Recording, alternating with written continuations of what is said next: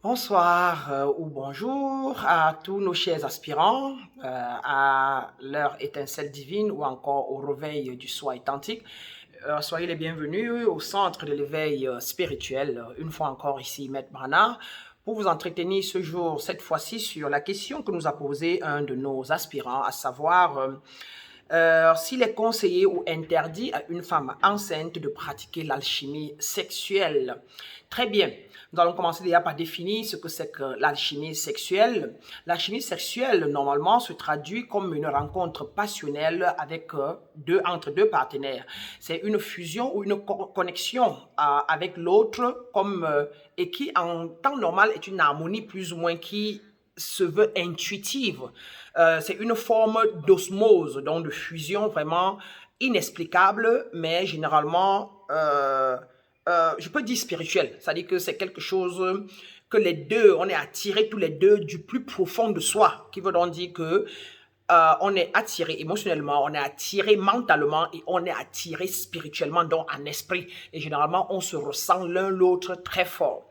Alors, si l'alchimie sexuelle se veut quelque chose qui se passe entre deux êtres et qui nous tire l'un vers l'autre de manière très profonde en soi ou en chacun de nous, cela veut dire que c'est quelque chose qui a l'air d'être beaucoup plus spirituel, d'où on parle d'alchimie, d'où on parle de l'alchimie ou de transformation. Donc, un état, quelque chose qui risque d'avoir la même vibration que nous qui nous attire. Quand c'est deux choses de même vibration, alors on peut parler d'alchimie parce que si l'autre est de vibration différente et que peut-être l'autre ne l'est pas, par exemple, je vous attire, vous ne m'attirez pas, ça ne peut pas être, on ne va pas qualifier ça d'alchimie sexuelle. C'est une forme d'attirance ou de fusion qui se passe, excusez-moi, entre deux êtres qui certainement ont le même sentiment. C'est dans le cas, nous allons dire que c'est une très bonne chose pour deux êtres, mais alors avec un troisième être innocent au milieu,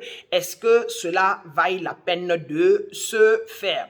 Je vais déjà vous dire oui, ça peut se faire et ça devrait se faire si les deux partenaires ont un lien avec cet enfant ou si les deux partenaires ont une raison pour laquelle ils vont fusionner qui est d'abord personnelle à eux, mais que l'un ou l'autre veuille que l'enfant reçoit la même émotion ou soit transformé de la même manière que l'un ou l'autre voudrait être transformé.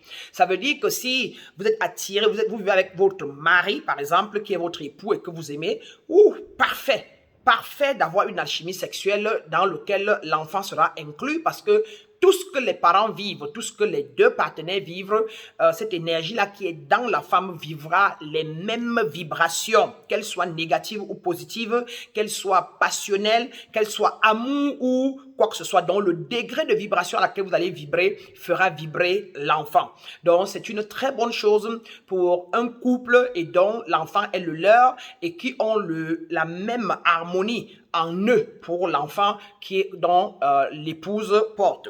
Maintenant, si c'est la femme qui est enceinte, mais elle a un partenaire qui n'est pas le père de l'enfant, dépendamment du degré d'amour et de confiance que vous faites à ce partenaire, à savoir pouvoir vivre une alchimie sexuelle avec lui et savoir que votre enfant puisera autant que vous dans cette transformation et que vous connaissez ou vous n'avez pas de problème à savoir que celui-là puisse être en quelque sorte fait partie des fréquences vibratoires que va porter votre enfant.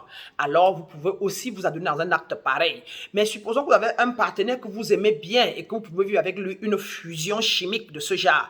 Mais seulement, vous connaissez peut-être son caractère, vous connaissez peut-être certaines choses en lui que vous ne voulez pas que votre enfant porte, que vous ne voulez pas, vous ne savez pas si lui vient dans la relation ou dans l'alchimie, étant vraiment de manière beaucoup plus saine, étant beaucoup de manière dans l'alchimie avec une pensée beaucoup plus pieuse comme la vôtre, alors il faut l'éviter et ne le faire qu'avec la personne qui a des bonnes intentions pour l'enfant.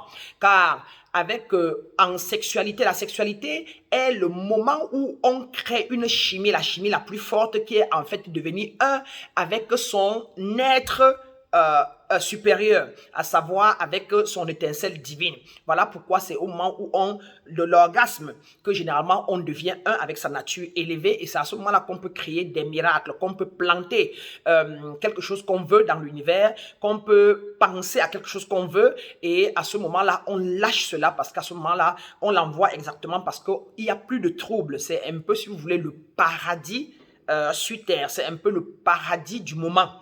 Et c'est pour ça que quand on médite, comme je disais tantôt quelque part, on se retrouve à ces moments-là pour pouvoir planter une pensée ou pouvoir se connecter avec son être supérieur. Donc, si vous ne faites pas confiance avec la personne avec qui vous allez commettre l'acte, vous allez procéder à une alchimie sexuelle, cela vaut la peine de ne pas s'y prendre pour protéger votre enfant.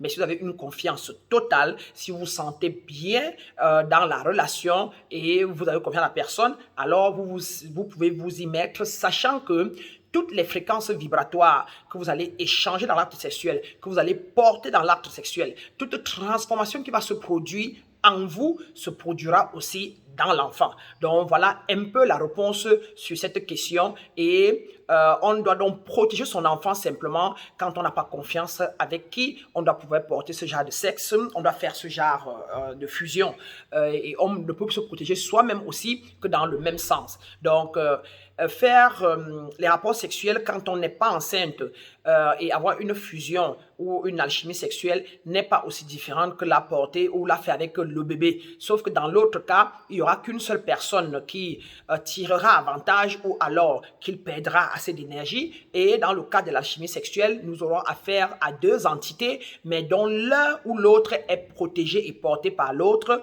Et cela dit, celui ou celle qui est sous le couvert de la mère ou d'une porteuse se soumet aux mêmes règles donc que le parent. Et ici, là, nous parlons de la loi de vibration ou la loi de fréquence vibratoire qui, une fois encore, aussi répond à la loi d'attraction ou encore répond à la loi de correspondance. Donc, je m'en vais ici comme ça clore cette vidéo et espérer que cela aura répondu à la question de notre aspirant. Et s'il n'y a plus de questions, bien vouloir la taper dans les commentaires et nous ferons notre effort quand nous avons le temps de continuer de vous apporter les éclairages selon que l'Esprit divin nous instruit. Merci une fois encore, passez une excellente soirée et n'oubliez pas, restez lumière partout où vous passez, restez amour envers tous, amour sans aucune condition envers tout et envers tous, car vous êtes encore le tout et le tous.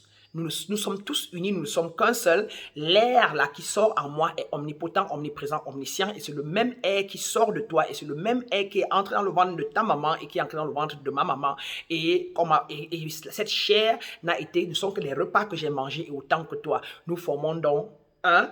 Et allons partout où nous passons, distillons l'amour, distillons la lumière, soyons l'amour, afin que tout le monde et tous autour de nous deviennent lumière et que ensemble nous rentrons à la source. Je vous aime.